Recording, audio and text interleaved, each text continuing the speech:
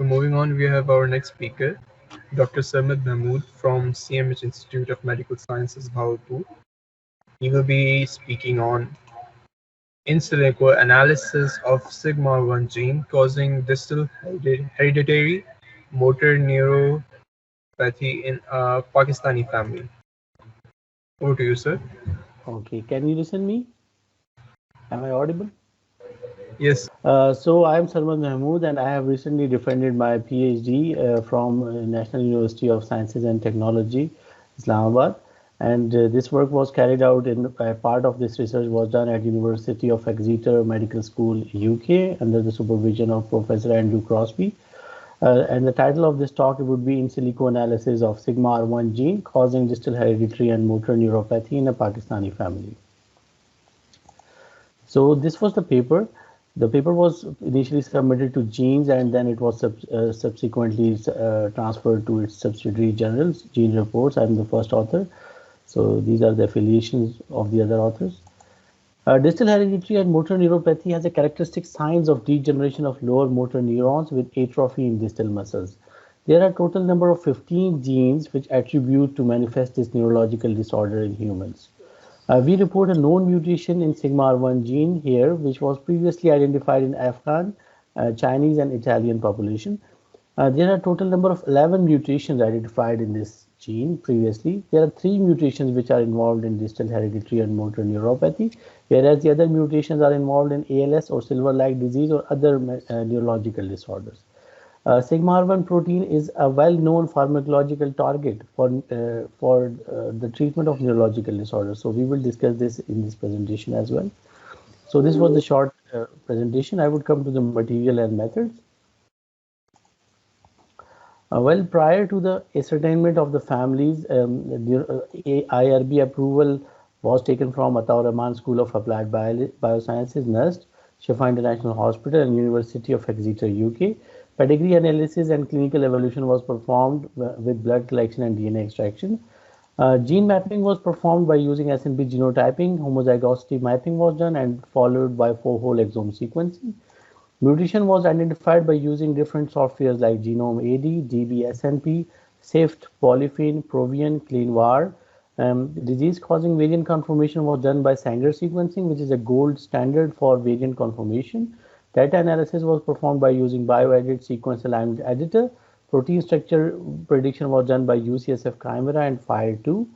Further in silico analysis was performed by using different platforms like XPacy and ProtScale, and structural annotation tools like SignalP and Transmembrane prediction were used on sigma-1. These are some of the tools. We will discuss the other tools in the following results. So these are the material and methods. We will come to the results. Well, this is the pedigree. It is labeled as family A because in this talk there is only one family. Empty circle represents female, filled circle represents affected female, empty square represents male, filled square represents affected male, arrow shows a proband, a single line shows a marriage line, a double horizontal line shows a consanguineous union, and a single vertical line shows a descendant line. Roman numerals indicate numbers and the other numbers indicate generation numbers. There were total number of 11 individuals recruited in this study with V4 as a proband for whole exome sequencing. So there were 5 affected individuals. These are the clinical features of the 5 affected individuals. Their age of onset was in very early ages of life and distal muscle wasting, and weakness was present of the forelimbs with brisk deep tendon reflexes, and proximal muscle wasting was present in the affected individuals. Whereas Babinski sign, bulbar signs, and respiratory signs were absent in the affected individuals from this family. These are kind of mapping results. We did the whole exome, we did the homozygosity mapping using SNP genotyping, which revealed 12.08 MB of homozygous region, which was shared between all the affected individuals and cytogenetically located at 9p13.3. Sigma-1 was shortlisted for further analysis between SNP markers. This locus was having the borders RS1410846 and RS10814288.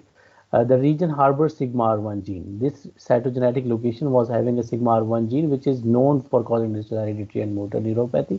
So we went on with this mapping result for whole exome sequencing, And with one proband, we did the whole exome sequencing, shortlisting 9 variants for further analysis and the previously identified haplotype. This kind of a condition, this kind of a slide is known as haplotype, where a homozygous location is represented.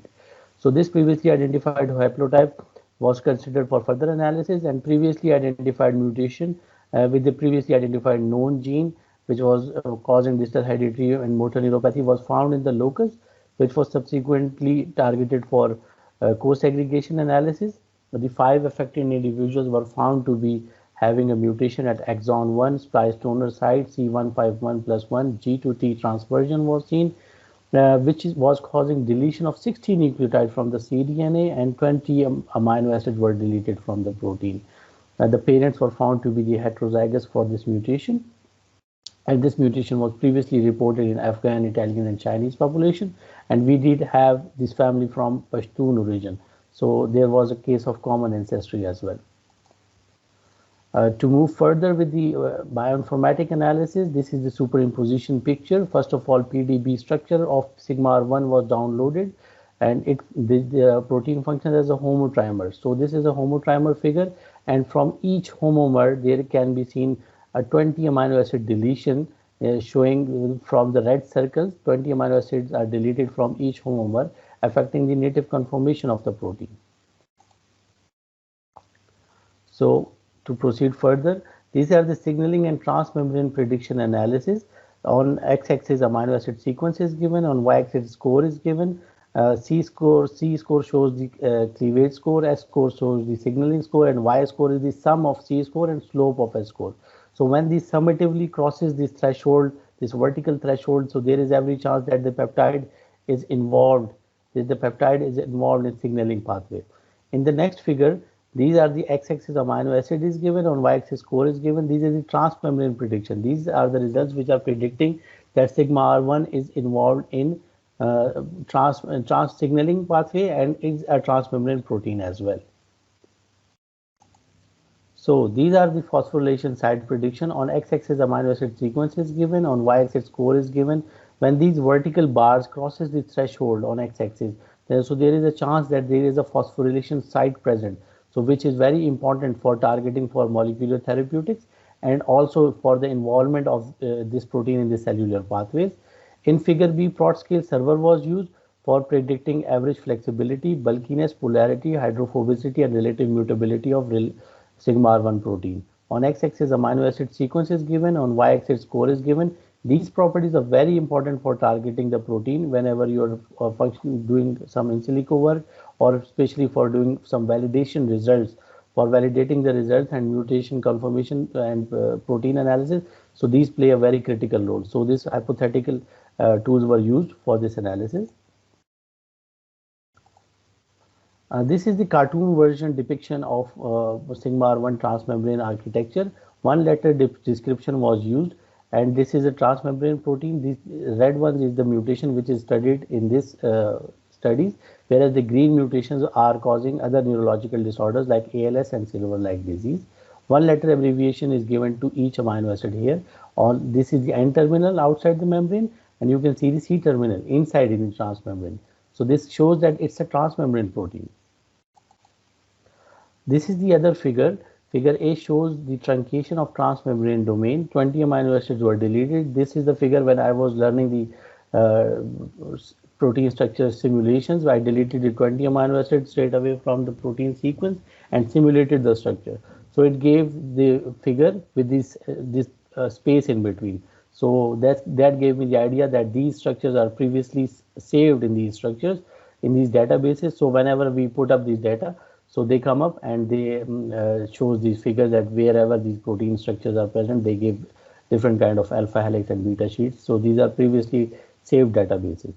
In figure B, search tool for the retrieval for interaction of genes and proteins was used for sigma R1 protein. It was found to be interactive with methyl monooxygenase, scoline epoxidase, CYP51A1, transmembrane 7 superfamily 2, and laminin beta receptors. They all are endoplasmic reticulum monooxygenases, or which play a very critical role there.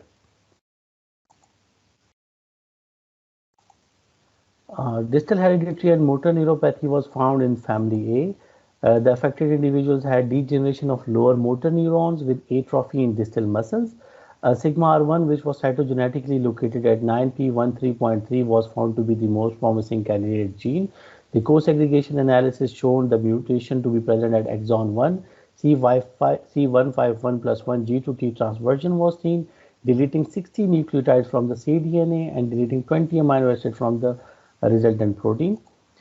This is the structure showing the mitochondrial, showing the presence of sigma R1 protein. It is normally present at mitochondrial associated membrane, where it is involved in calcium efflux towards the mitochondria, increasing in ATP and decreasing in the stress. Here from the leftmost side, from the leftmost side, this can be seen in the synaptic plasticity, where it is involved in the direct stimulation of TRK beta, where it and releasing BDNF and causing an influx of calcium from stem 1 and stem 2. It is also involved in excitotoxicity, inhibiting sodium and calcium channels and triggering potassium channels. It is also having a pharmacological importance, where it is stopping calcium efflux from the endoplasmic reticulum to outside, which was triggered by mutant Huntington protein. So it is having a pharmacological importance that under the action of pridopidine, which is a drug, it is stopping the calcium efflux, which was triggered by mutant Huntington protein. So this is a well-known protein, well-known gene, a molecular target for further analysis, and pharmacological target for neurological disorders. So we elaborated its structure and notation so that it can be easier for someone who is doing the functional validation and having the facilities to do such work. So we did some kind of a bioinformatic analysis here. So this was the results and discussion. Conclusion and future prospects.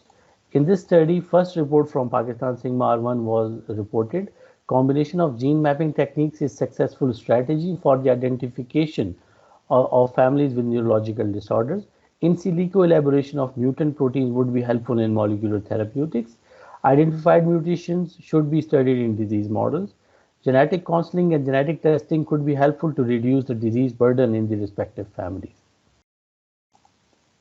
So thank you so much. I hope there would be some questions. Am I audible? Thanks, Dr. Sarmad. Wonderful presentation. By the way, your last point, is it possible to do genetic counseling here? And do people listen to that? Sir, people have started to listen these things, like decrease in the consanguinity, because the burden of genetic disorders is increasing tremendously. So despite having the children which are having some kind of a genetic disability, they are not listening. But in the urban areas, definitely there are people who are being counseled and do understand these things, that the cousin marriages and consanguineous marriages would lead to these kind of drastic effects. May I ask a question? Sure. Sure, yeah, sir. So these conditions are peripheral motor neuron conditions. Some of them are demyelination conditions, and some of them are actually diseases of the neurons themselves. I'm just wondering whether these are ideal targets for gene therapy. I'm just thinking that because they're peripheral and they work through neuromuscular junctions, whether if you injected genes or some kind of delivery system into the target muscles, whether you could fix the problem from that end. Sir, this is a very good question, I think, but one should also consider these kind of targets, because these are the diseases and we should try to solve these kind of conditions. Like, and definitely these are the genes which are which are present in the muscles, and this expression can be seen in the muscles. But there are some kind of studies, like this is pridopidine. Under the action of pridopidine, it is stopping the calcium efflux. So somebody has tried to do that. So if there is a pharmacological intervention, so there should be a genetic intervention as well. And there are some kind of vectors who are known to transfer genes in the peripheral neurons and the lower motor neuron, and there are some good functional analysis results are coming up. So this is the target for molecular therapeutic, nonetheless. Yes, I think it's all very well to have genetic counseling, but I think as scientists working in research laboratories, we have a duty to find a solution for some of these problems if we can. And I think that these conditions, these peripheral conditions, are ideal targets for this approach if we can do that. Yeah, sure, sir, sure. Definitely, this is my point of view as well. And this in-silico collaboration would pave a way towards that for the molecular targeting. Yeah. Good luck.